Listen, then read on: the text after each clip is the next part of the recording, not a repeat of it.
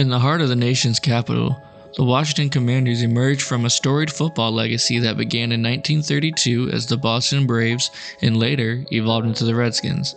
Vintage footage paints a canvas of triumphs and challenges, laying the foundation for an iconic franchise. The Zenith arrived in the 1980s, guided by owner Jack Kent Cooke and the coaching brilliance of Joe Gibbs. 3 Super Bowl victories in 1982, 1987, and 1991 etched the Commanders into football lore. However, the dawn of the new millennium ushered in change.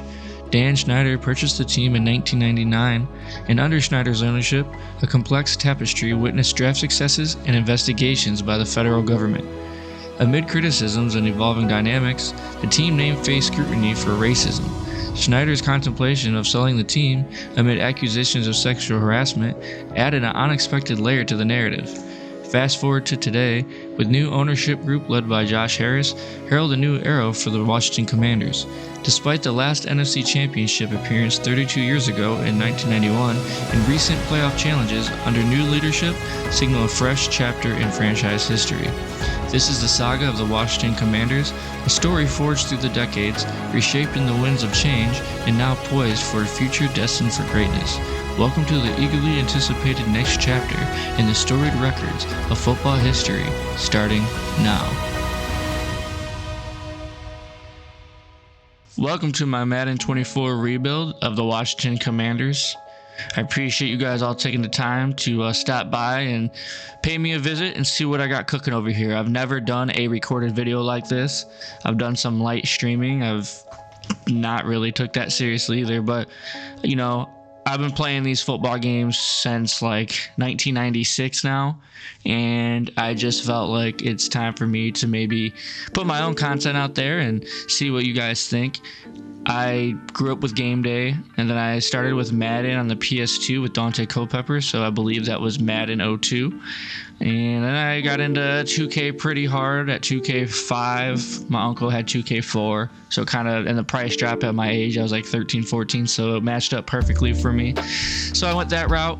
I still bought Madden 05, and I've bought every Madden from Madden 05 all the way to, I think, 19. 19, if that's the one with Antonio Brown, and then I did not like that Madden, and in fact I hated that Madden, and I skipped a couple years. I picked up the one with Lamar. I still didn't really care for it too much. I don't know, it just doesn't feel like it has any personality, I guess is the best way to describe it. But I've missed it. I'm back. I picked this one up at launch on the computer, which it's had so many problems. I just now finally recently got it to work where there's no lagging and stuff like that, and it's January, and I bought it on launch. So, you know, same old stuff, but it's hard when it's the only option. Anyways, there's a million videos complaining about Madden. We're not going to do that here. We're just going to move forward, and I'm going to kind of go through some of my decision making. I had picked the Bears, Cardinals, Commanders, Raiders, Panthers, Titans, Giants, and Patriots for this video. I put them all in a spinner, and I spun it until one team landed 30 times, and it was fun. I think this would have worked out at a video if I would have streamed it live, but I'm just trying to condense things here. You can kind of see what's going on right now. I think the Commanders were kind of partially what I wanted to begin with, so it worked out. I think the Bears could have been interesting, but they didn't fire their coach, and I try to keep this stuff realistic. We are doing CPU versus CPU, kind of watch GM mode, and I'm going to basically commentate the best of my abilities, some of the bigger games of the season. Now, I want to just go ahead and throw it out here right now. I had some errors my first couple weeks where I did stream the first game, and the second game was against the Giants. I did record both those games, but unbeknownst to me, my recording stopped right at the end of the first quarter for both of those games. It's not a big deal. I'll just go over the stats, and I might still just show you guys what I do have so you can kind of see the roster working early in the season. But don't worry, I got a nail biter of a game, my third game that's full and complete, and we've had no problems since, so we're still going to get a full season. You only missed one division game. So, but that being said, everything else is good to go. The Bears, going back to what I was talking about with the Bears being interesting with quarterbacks, what they're going to do with that offense.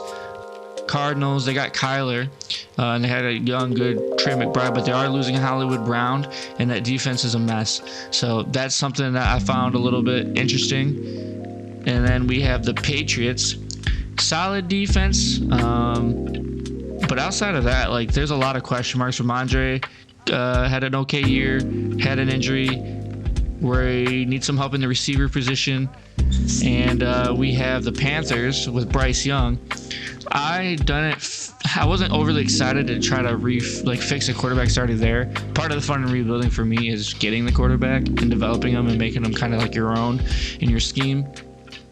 I'm not against doing that in the future, but for my first video, I was definitely kind of leaning away from that. But if the wheel of Madden gods would have given me it, we would have worked on it. We also had the Raiders there, the Titans there. Both those teams, I don't really need to go into detail on why they need help because it's pretty obvious. And I think that was most of them. But we got the Commanders. Here's some of the settings. You guys can feel free to go back and pause and kind of see what I'm working with. I do tweak the quarters a little bit because I was getting a little bit too many plays. But yeah, so we're going to start. We're going to pick coach, even though we're doing GM. I just don't feel like doing ownership because I don't want to deal with all the pricing and all that stuff. We're just going to keep it strict to player. Just kind of making my coach here. We're going to do a team builder. Not a lot of option here. I got 2 pieces of clothing, I guess. Let's try to get me as close as possible here. I'm 6'2", I don't know. None of these guys look like me either. I got a beard. We're gonna go ahead and pick the bald guy because I'm bald and that's the only resemblance I have with this man, but we're gonna pick that. And all right, we're right here in wild card week. This is when I filmed this. I filmed this earlier because I wanted to get a couple episodes knocked out, so I was ahead of schedule, so you guys always had content to watch. We're gonna go ahead and keep auto-generated rookies. I've read and seen in other videos that people that pick up at the wild card or wherever the current NFL season is, their rookies are always going to be the same auto-generated. I don't know if that's true, but regardless, I did not look. So all of these rookies to me are brand new. I have no idea what to expect. Go ahead and look down at my team ranks. As you can see across the board, we're in the lower tier of the league. We were best at offensive passing yards at 219 at number 18 to kind of put things in perspective. So we pretty much need to retool and rebuild across the board. There's not one in particular position that's sticking out over another. I think, with Sam Howell, there's some big question marks. Just are we going to keep him and move forward and try to get a mentor with him? Or are we going to go ahead and hit the draft? It's interesting because I just picked up where Madden, put me, and all the stats are supposed to be up to date in the record. However, I have the 4th overall instead of the 2nd, I believe, the Washington Commanders have in real life. So I don't know why Madden has it like that. But we're going to go ahead and do a vertical zone run, base 4-3 with Green Bay's Matt LaFleur playbook and Kevin Stefanski's defensive playbook.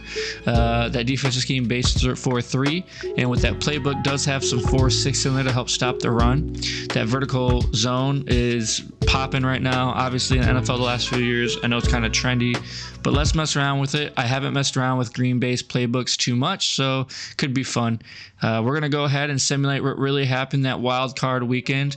So we have Ravens versus the Texans, Bills versus the Chiefs, and then the Packers versus the Niners, and the Buccaneers versus the Lions. Now, at this point in the recording, I did not know who was going to win these games, so they are simulated.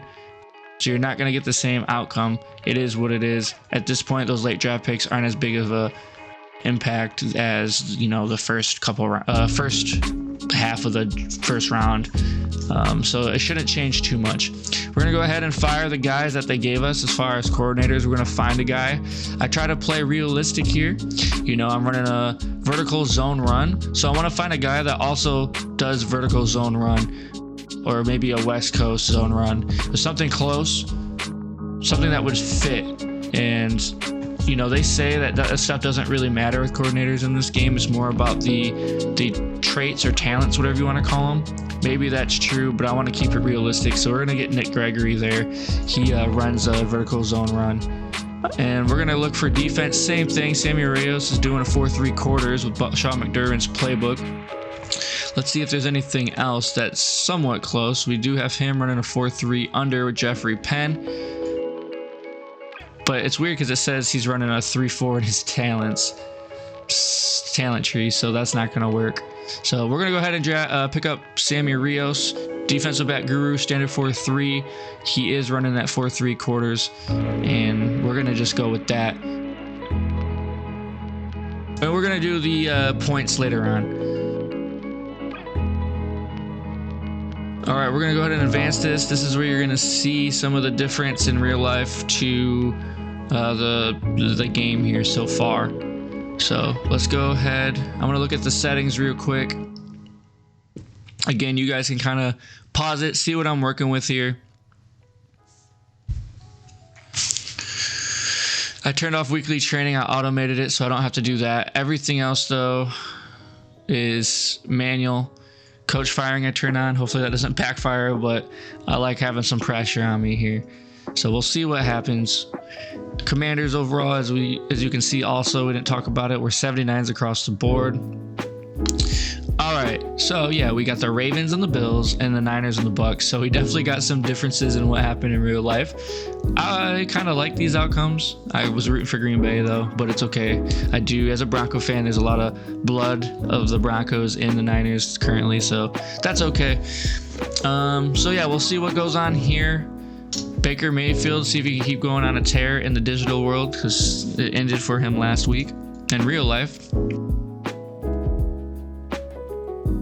we're not going to rebuild the stadium just because it's our first year, and realistically this team's probably moving back to DC from what a lot of the rumors are, but we're going to keep them in Maryland.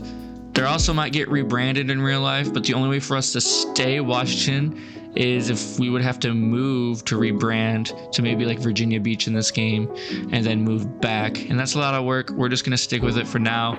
Let's look at our season stats. These should be updated to real life if Madden did it right. But we have Sam Howell almost threw for 4,000 yards. He was 21 for 21 with a 63% completion percentage. He had a 78.9 QBR, 6.4 yards per attempt. Not awful, not great. I do think for a first year starting player, I think he was drafted in the 5th round, if I'm not mistaken. I think that's solid. A lot of NFL teams, though, with these later drafted quarterbacks, they're on a short lease. So we have a decision to make there if we want to, kind of nurture him and grow, or if we want to move on. It was interesting to see Jacoby Brissett come in here the last couple games of the week. If you had Scary Terry in your fantasy league, you noticed the immediate uptick in impact and production that he brought in, and you can kind of see that Brissett had a 9.7 yards per attempt compared to Sam Howell's 78.9 yards per attempt. So there is some improvement for Sam Howell needing to make in the deep ball. I kind of felt, maybe my memory serves me wrong, when you guys can correct me in the chat, but I feel like Howell started off the season taking more shots, and as the season went on, he kind of just turned into more of a check down quarterback. He did take 65 sacks compared to Jacoby Brissett's 0. That's something to keep in mind too. So we have decisions to make. Let's see here. He's 6'1", 220. He's only 22 years old. He is a normal development, so if we do want to raise him, this is going to take a bit of time unless we can maybe get a breakout performance and get him at a star. His contract has 3 years remaining with a total of $3.67 million total salary. So that's a cheap thing. If we wanted to build around him, we definitely could. That allows us to do so.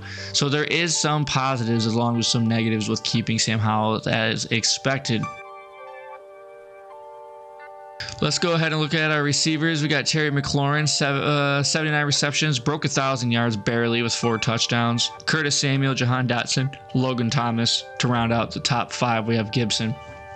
Pretty disappointing year overall for all the pass catches in this offense. especially Jahan Dotson. A lot of people expect him to break through the glass this season and finally break out. Crisp route runner, solid speed, but it just didn't happen. As far as rushing, we have Brian Robinson Jr. with the 4.0. Same with Gibson with the 4.0. Gibson had some fumble problems last year. Early in the season, he lost a fumble, and that was pretty much all she wrote for Gibson this year. And they did draft Chris Rodriguez Jr. Saw him limited. He actually had the best efficiency with 4.8 yards per carry, but he only had 51 attempts. That's stuff we got to improve on, if the running game in general. And Chris Rodriguez only has a normal depth trait at a 65 overall. That's not really sustainable for us to want to move forward with him. So we have some question marks there. We do have Brian Robinson still for 2 years though. And he is a star at an 80 overall. So I'm not super big fan of Brian Robinson and this kind of scheme for me personally. But, you know, solid contract, 2 years left, star, 80 overall. There's things working in his favor for us to maybe go ahead and move forward this offseason with him. Defensively, sacks, nobody's gotten more than 5.5. We did trade Montez Sweat to the Bears, if you guys remember, before the trade deadline. So Jonathan Allen, our best probably player on defense outside of maybe Fuller, leading the battle there. He had a down year. Kendall Fuller, 29 years old. He is our best DB, so he is going to be testing free agency, so we have decisions to make there. And, okay. So we kind of got a general overview of the roster. The stats speak for themselves as far as team. Terry McLaurin is an 89 overall, so he is our best weapon. He is old though, he's 27. Same with Curtis Samuel, who's our second best weapon in this receiving core, also 27. We're rebuilding. These guys are kind of on the outside of the window for the time frame we're looking for. I think this could be a couple year kind of process. We have to figure out what we want to do there. Do they fit our plans? Do they not? Maybe we trade McLaurin since we have him under contract to a team, and maybe we can get some draft capital or a young guy in a position we need. Curtis Samuel is going to test free agency. We have to figure out what we want to do with that. We're going to lose Jamison Crowder as well. Logan Thomas, our best tight end, he's 32 and he's 75. Not super desperate at the tight end position. Older tight ends are pretty normal in this league with solid overall. But there is room for improvement. I thought Cole Turner showed some chemistry with Sam Howell, but this game has him very low and with a normal trait as well. Just another player that probably isn't going to be retained with us or feasible for us.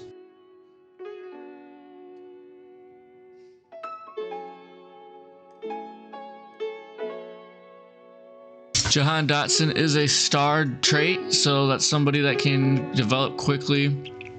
That's good news. He should still have, I think, 2 years left on his contract. So we do have a star that I think could grow pretty quickly if we nurture him correctly in this offense.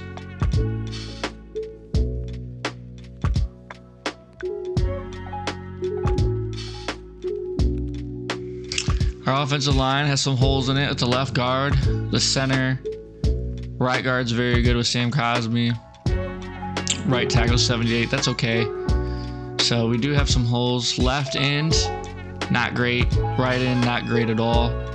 Defensive tackles were stacked with Deron Payne and Jonathan Allen, 89, 83 overall respectively. Outside linebackers, David Mayo isn't really cutting it. He's getting old, he's 30, 68 overall. We need some help there. Middle linebacker, we're losing Cody Barton to free agency. He's a 79 overall, so there's questions there.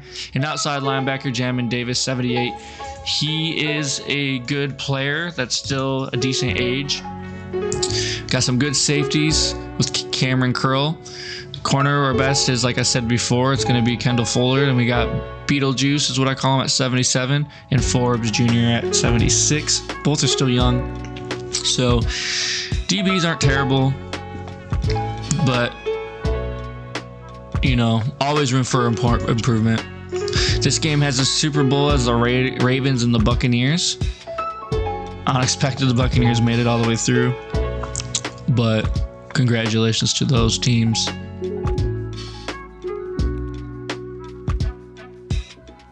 let's look at our salaries real quick just to get an idea of who all we're losing.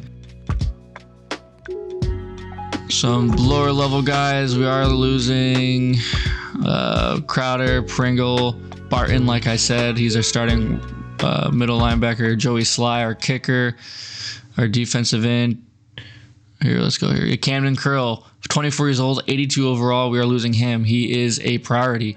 Kendall Fuller, potential priority. He is 29.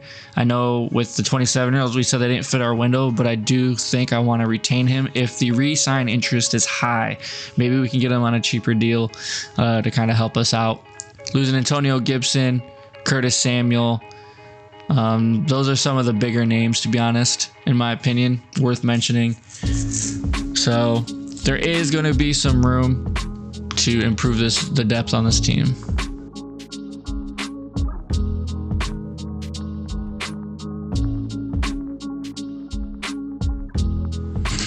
We're going to go ahead and on the talent trees, see what we got here. I like doing player personnel just because we're going to be probably trading during the draft one way or another. So I like to get those 2% values they give you here in the trade tree. So we're going to go ahead and do that. Eventually, you know, we'll do the XP boosters. If I have any left over here, we'll do that. Just to help get these young guys that are on this team in this rebuild develop quicker.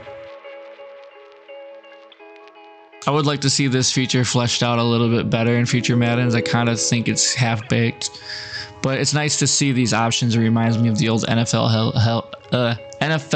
head coach. So we're going to go ahead. We already have secret stuff. So let's do XP games.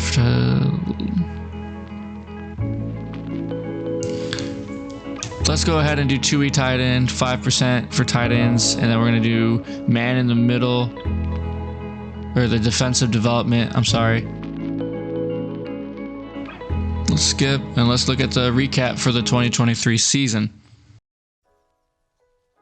We had the Ravens beating the Bucks. That's their third Super Bowl, and Casey Hayward, cornerback, won the MVP. Dak Prescott, MVP of the NFL with the Cowboys. Coach of the Year for the Lions, Dan Campbell. Offensive Player of the Year, CeeDee Lamb on the Dallas Cowboys. Defensive Player of the Year, outside linebacker TJ Watt for the Steelers. Offensive Rookie of the Year for the Rams, Puka Nacua. And Defensive Rookie of the Year is Tyreek Stevenson for the Bears. So a little bit different than probably what's going to happen. I don't foresee Dak Prescott winning MVP in real life. Probably going to be Lamar, even though personally I think it should be Josh Allen. That's a huge debate though people have. I think both are stellar players.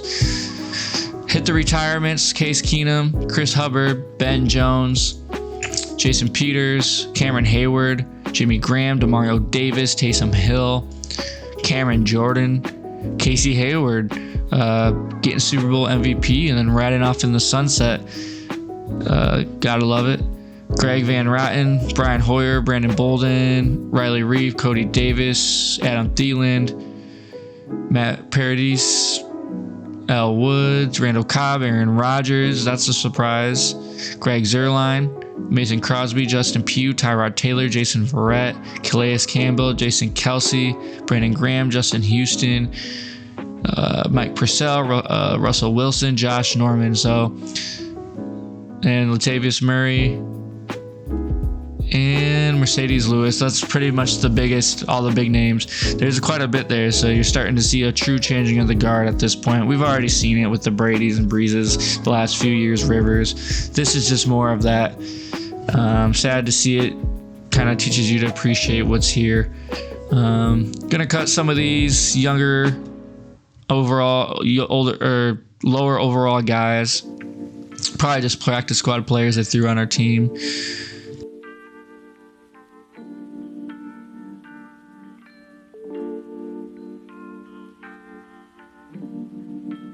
Some of the staff moves here: Chargers, Patriots, Raiders, firing offensive coordinators, some defense coordinators obviously sprinkled in there as well. I saw the Buccaneers fired somebody. That's interesting. They just went to the Super Bowl. I think we're going to call it here. Going into this mock draft and this offseason with re-signings. We definitely have some things to figure out with quarterback, tight end, defensive end, linebacker. We know we're going to lose some guy to free agency, especially in the middle linebacker position. Kendall Fuller, our best corner, is gone. Looking to maybe re-sign him. Do we re-sign Curtis Samuel, or do we let him walk? Do we trade Terry McLaurin with his age? Do we go for another running back so we have a 1-2 punch with Brian Robinson? And the biggest question in my opinion is, what do we do with Sam Howell? Do we trade him? Do we get a guy like Kirk Cousins and sit him? Or do we go and draft a guy? So, there's a lot of things to think about, and I'm pretty excited to see what comes out of this draft. We'll probably just get through that, get through preseason, and then get through the first few weeks and then hit the ground running. I appreciate you guys sticking with me, and I'm excited to see where this franchise unfolds.